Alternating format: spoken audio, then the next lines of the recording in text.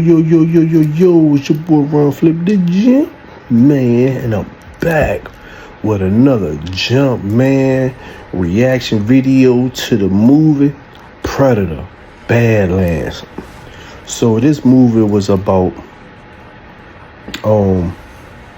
two Predator brothers, and to earn your rank in the clan, you have to bring a trophy home. And that trophy is, you have to choose what beast or what animal, whatever the case may be, or what op you gonna prey on. And you gotta bring that back to the clan to earn your rank in the clan. Well, the older Predator brother was trying to protect his little brother, the one that y'all see on the trailer, from their dad. Obviously, in this culture, he wasn't worthy. He wasn't worthy of even having a shot to even go get his trophy. Dad was calling him, like, say that he's weak, he's a half breed or whatever the case may be, like he was a mutt, like he was a mutt predator. They never go into any details or why, you know what I'm saying? But before, you know what I'm saying, whatever the fuck the case may be, they never show why, you know what I'm saying, or how, or what I'm trying to say. So when the brother was trying to let him choose what trophy he want, he chose this beast on this other land that, like, nobody had, nobody was ever successful. That's the beast that y'all see him fighting in the trailer. Now, his brother really didn't want him to choose that one because he was like, he didn't think that he probably was gonna succeed. Little bro was like, no, this is what I want. This is who I'm going to get. This is going to be my trophy. Bro was like, no one has ever succeeded. You know what I'm saying? Like you going to die. He was like, well, I would die in honor then. You know what I'm saying? So as he get ready to, you know, do what he do, get ready to set his mission on a ship to go to this other planet or whatever, wherever this other being was at, Father shows up. Father wants the older brother to unalive him because he's not worthy to go fight for a trophy. Bro, like, let him at least do it in honor by death, by trying to get his trophy, versus just try to just unalive him now. So they had that little argument or whatever the case may be. So Father demanded that Big Bro beheaded him. Big Bro acted like he was gonna behead him, but he didn't. He broke the chains off that Father had put on him and made him go into the ship, and the doors sealed, and he set the coordinates for him, the little bro, to go where he had to go. So when little bro ended up going, before the ship took off, he had to watch his father unalive his older brother who was trying to protect him. He was upset. So the ship take him to the Badlands. Badlands is like, it's just like some Jurassic Park type shit going on, you know what I'm saying? He's in these Badlands, all these different bad beings and stuff, but there's only one that he's really looking for, but he still gotta make it through like this Amazon forest and jungle and stuff.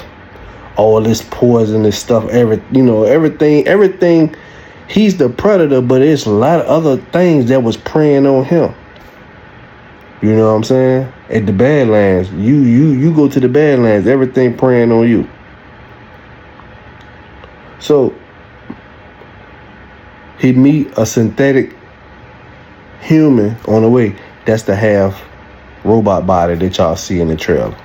You know what I'm saying?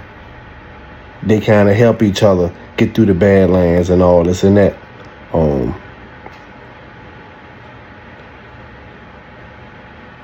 And they end up finding the child of the trophy that he's trying to go get. It end up coming to find out it ended up being a child.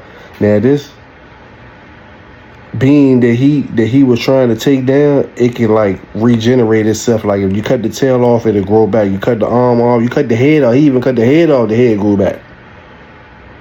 But when they came face to face in battle, for some reason they was on the same frequency. The being that he was trying to take out, which was way bigger and stronger than him, had some kind of respect for him. And from then, that's when they kind of like had this like invisible bond. But it won't till later. Even the synthetic human was telling him about a story how wolves on Earth, how the wolf is the alpha, and how they is the alpha, but they work as a team, wolf pack. He took that concept, and the friends that he met along, they all end up going up against the rest of the synthetic humans that came back to delete the other synthetic, get the trophy that the Predator was trying to get, so they can take it back to run specimens in labs and all that stuff on it. But by then, they came together as a clique and teamed up to fight them off. You know what I'm saying? So it was a very good, entertaining, and action movie. It's not like any other Predator movie. You know what I'm saying? So don't expect it to be like Predator vs. Alien or when the first Predator movie came out and all that stuff. You know what I'm saying? But this one got its own new storyline.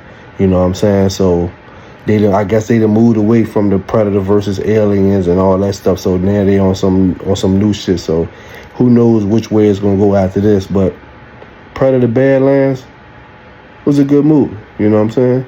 And they gonna always depict it. They gonna always depict melanated beings, carbonated beings in a monstrous way.